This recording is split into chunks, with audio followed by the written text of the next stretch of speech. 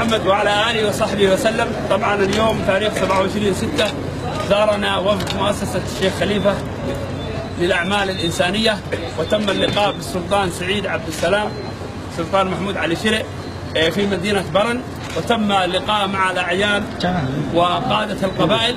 والآن هذا هدية مرسلة للشيخ محمد زايد آل نهيان أبو خالد، مرسلة من قبيلة الورسنجلي وسلطانها السلطان سعيد. أسأل الله تبارك وتعالى أن يتقبل منا الشيخ هذه الهدية، وأن تكون يعني معلم للصداقة والمحبة الدائم بيننا وبين دولة الإمارات. شكر للشعب الصومالي وخصوصا قبيلة الورسنجلي على الاستقبال الحافل اللي استقبلونا فيه، ونحن نشكرهم كثير الشكر. وهذه العلاقة إن شاء الله أنها مستمرة بين الشعبين الإماراتي والصومالي.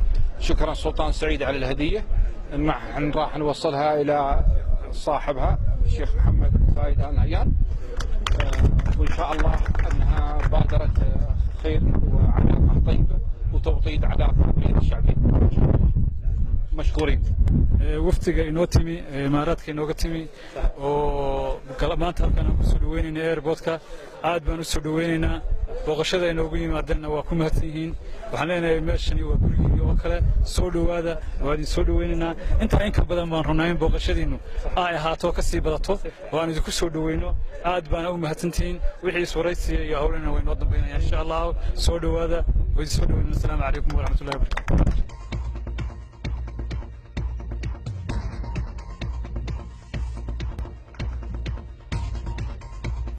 maanta halkan waxaan isugu nimi inaynu ku soo dhaweyno waftigan martida inoo ah, oo ah niman imaaraatiyiina oo inooga yimi khaliijka. iyaga wixii wara markaa ay hawsha iyo warka ay u socdaan iyaga inoo warrami doonaa. innagu waxay leenahay soo dhaweynta, aad baan u soo dhaweynaynaa.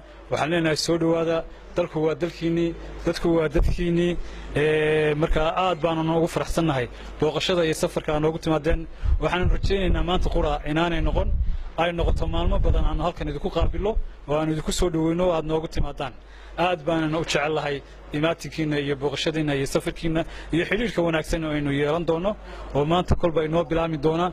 aad baana noogu faraxsanahay, waana soo dhaweynaynaa. قبيلة الورسنجلي ونشكرهم كثير الشكر على حسن الاستقبال والحفاوة اللي نحن شفناها. والعلاقة ما بين الصومال والإمارات علاقة مش وليدة، علاقة قديمة، علاقة تمتد من 1800،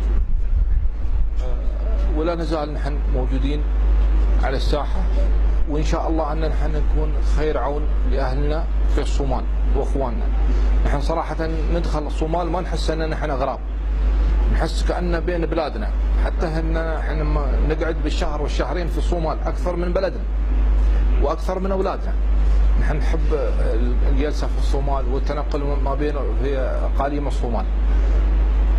نحن شفنا وضع الصومال والله الحمد.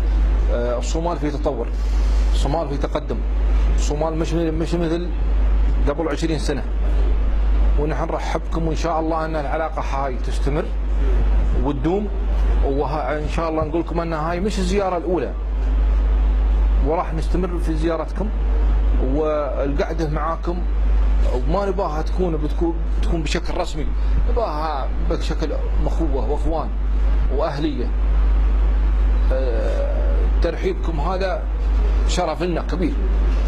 ومن غير ذلك ايضا اهداء الخيل لصاحب السمو الشيخ محمد بن زايد، هذا نعتبره مش شيء بسيط، يعني شيء له معاني كثيره ما بين القبائل، انك تهدي خيل لطرف اخر.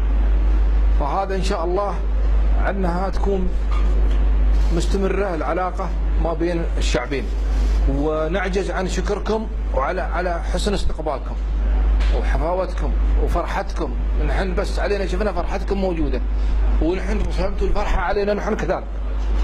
وان شاء الله هاي الرساله توصل لدوله الامارات وتوصل لجميع ان شاء الله انحاء الصومال والعالم. الامارات والصومال شعب واحد وعلاقه واحده، وان شاء الله ان نحن معاكم قلبا وقالبا.